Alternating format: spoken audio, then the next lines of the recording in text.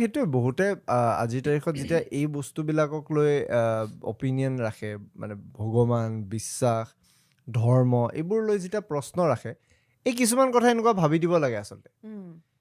যেতিয়া কুৱেশ্যনছবিলাক আহি যায় তেতিয়া একচুৱেলি ৰিয়েলাইজ হয় কিছুমান কুৱেশ্যনছৰ আনচাৰ নাথাকে আৰু সেইটোৱে বিলিভ। এক্সেক্টলি।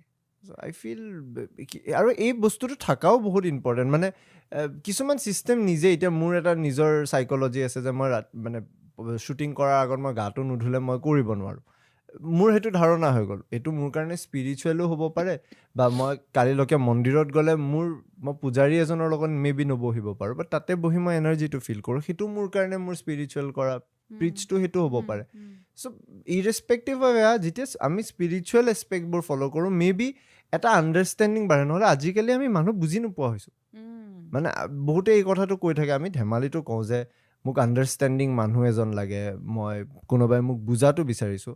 ইভেঞ্চুৱেলি আমিও কাকো বুজি নাপাওঁ, বুজিবও নোখোজোঁ, দেন আমাক কোনে বুজিব? এক্সেক্টলি। মানে তুমি দিব লাগিব, তেতিয়াহে তুমি ঘূৰাই পাবা।